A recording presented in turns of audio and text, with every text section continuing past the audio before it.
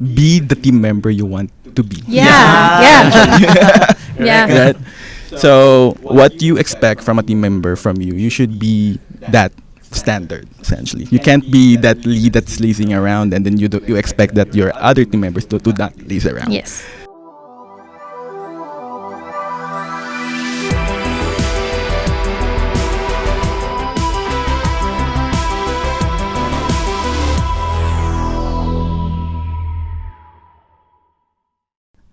Welcome to Kakacomputer. For today's episode, we'll be talking about leading technical teams.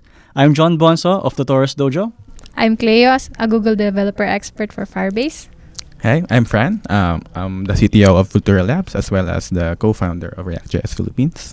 And today, we'll be discussing the effective strategies for leading technical teams with insights from experienced IT leaders like Cleo and Fran Ray. All right, so first question. What's the biggest difference between managing technical teams and other types of teams? Cleo, would you like to start? Yeah, sure. So, every industry, we manage different types of people, right? And the core of software engineering is really solving problems. So, the biggest difference is you want to keep these people interested in the problems that they're solving on a day-to-day basis. You have to give them tasks that are interesting enough to allow growth and at the same time to allow challenge. Kasi developers really love challenge. They love having their ideas turn into reality. They also want growth in terms of skill set because, even if front end ka, you can still, nothing's stopping you from learning back end or like doing full stack eventually. So that's one major thing. Like there's no one way path to actually like growing in terms of like your career and your skill set. So yeah, that's my take on that. How about you, Fran Ray? Okay, so disclaimer, I haven't actually tried leading any other types of teams because in my career, I started as a software engineer and then I became a technical lead that led up to me to being a CTO. Essentially. So all of those, unfortunately, are all technical teams. Unless if you count the org stuff I did na hindi technical team yung mga yun, basically. But for me, what I notice, at least for technical teams, they are more motivated towards, like what Leo said, it's more objective-based, right? So whenever we lead our stand-ups or our sprint meetings, we need to make sure that we have these objectives aligned for everybody, essentially. No matter what your goal is, everyone is there to collaborate, and we want these technical teams to grow their skill sets, as Cleo said, and we want them to be engaged, not just through the actual code itself and the technical challenges that you may face, but also the actual product, right? The actual product to get excited about, essentially. So it's very... I'm not so sure what's the difference of a non-technical team, but I really believe that, sharing the vision of the product, sharing the whys and the hows of the technical decisions, all of those take a crucial part for technical teams, essentially. Okay. On that note, how can leaders create a collaborative environment that also encourages individual problem solving? So where you have collaboration at the same time, individual, self-initiative in solving tasks. So I can start with that one. I have a very personal thing with that, essentially. So for the people who know me, I'm a little bit of a type A person when it comes to the actual code and everything that's happening around the code base, essentially. So as a leader, I've been viciously, well, not really viciously, but my mentors always say, always try to guide them towards the solution rather than you telling it outright, essentially. So that's the first step. If you're the leader or if you're the team lead, you need to be able to not just baby them or handhold them towards the end, because it's not I know your reasons because you want things to go fast, but that is not good for the future and for the many days to come, because what will happen is you will have this hero complex, essentially, and we want to avoid that.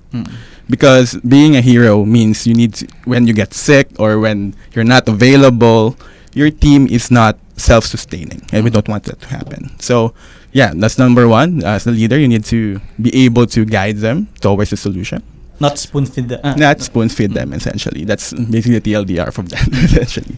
And of course, have a, I don't know how to describe this properly, but you need to show your vulnerabilities as well.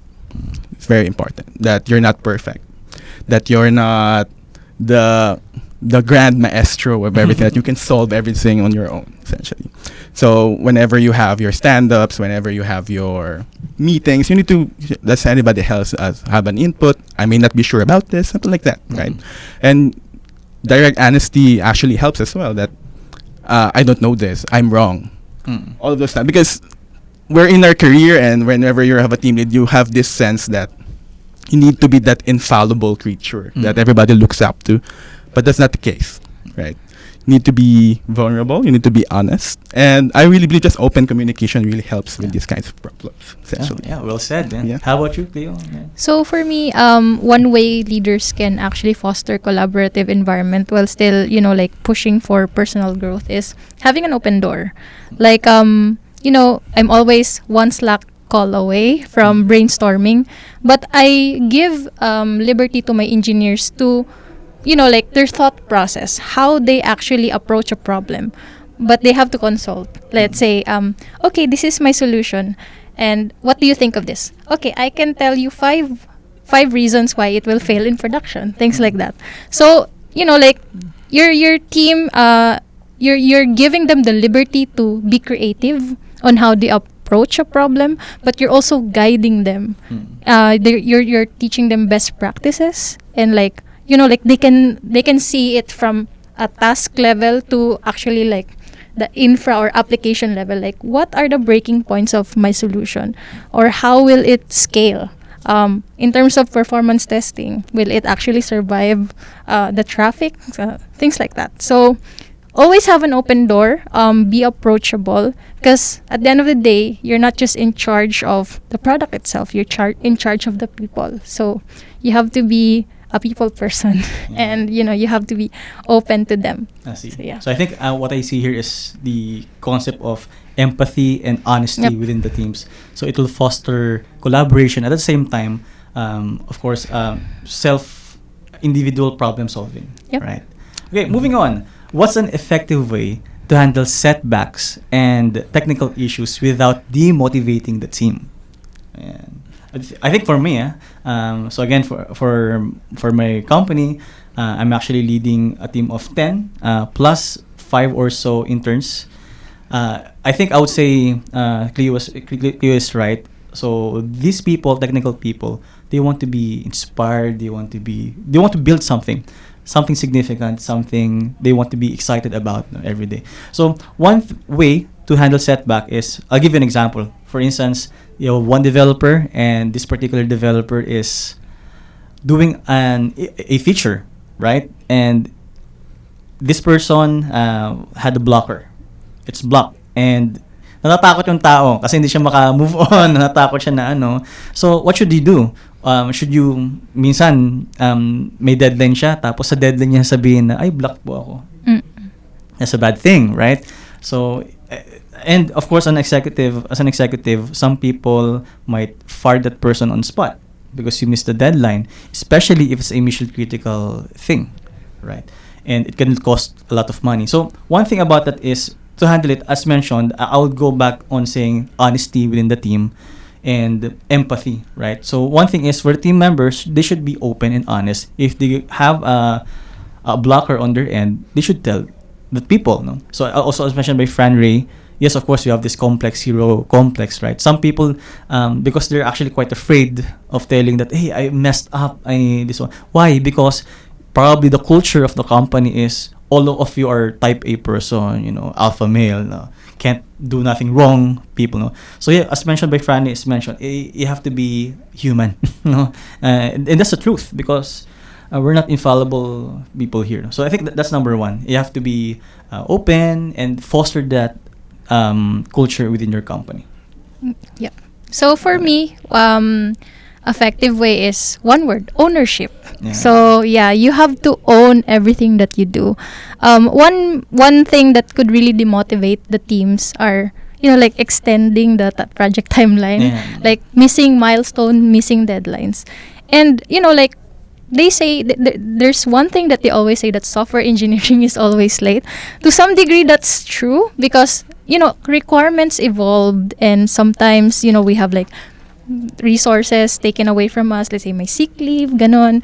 So we always have to own and to own things, so that we will know how to what's the next steps. Like we fail, but then what we can do to actually make up for this failure, and then also as a leader, it's important to inspire your team. Like if ever the upper management would cascade some like bad news to you, it's always your responsibility to also be transparent with your team, but at some point you have to foster that mindset of ownership to them. Yeah. Henry, anything to add? For me, it's more objective, right? So there's really two parts of this. You already discussed, John, the first part, which is you should have that culture, you should have that structure that would actually mitigate the possible issues in the future. But let's say even after all of that, things went wrong. I mean, chaos theory suggests if something will go wrong, it will go wrong, right? So you really can't avoid that. So it's just a fact of life, unfortunately. So no matter what you do, no matter what you create, the most perfect solution, it will fail. In some form, some shape or form. For me, it's more the objective truth, right? You focused on the actual problem rather than whose fault it is, right? So that's why we have these postmortems. Like Leo said, there should be ownership. So whoever discovered, whoever the team, for me, it's just the team. It's the whole team rather than the individual. Because for a code to be shipped to production, it's not just one software engineer who does that. It went to review, it went to QA, it went to the product manager seeing your actual output, and then it went to DevOps, etc. It's not just one person, right? In a real software team, unless you're a freelancer, of course, but in the actual enterprise world, it's not just one person. So what we do is, the objective truth, what happened, what can we improve, how did we discover it, and everything. That's the usual in a postmortem, essentially. And of course, the most important one, what did we learn, essentially, and how can we prevent this in the future? Right. So that, I mean, if we recall what happened with, I believe it's GitLab, wherein an intern managed to purge a database, rather than his team members getting angry at him. What they did was, we should have probably had a better access management rather than an intern suddenly going to production and then being able to do that destructive proper training, exactly, right? Applying best practices, and that's how a company can grow, right? Rather than just getting angry at whose fault it is. That's right. You never grow that way. One way is for you to do these postmortems, of course, learn essentially.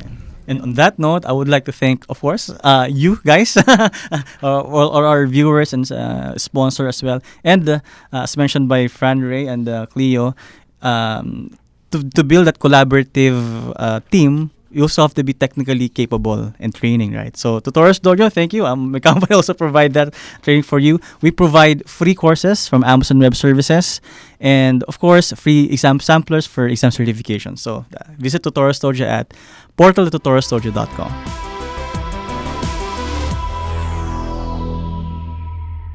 All right. So we have like 2 or 3 questions. So let's move on. How do you keep the team focused on long-term goals when they're working on complex projects with immediate demands? So how can you strike that balance between long-term goals and immediate needs, let's say incident reports or incident issues? You might want to go first. Okay, so it's kind of tricky for me because even though I'm the CTO, I'm a CTO of a firm-like environment. So long-term goals, although technically it exists, it's not going to translate to something what a firm does, because you finish the business that you're doing and then you ship it, right? So it's not really long-term, technically. You're more of a mercenary rather than someone maintaining a business, right?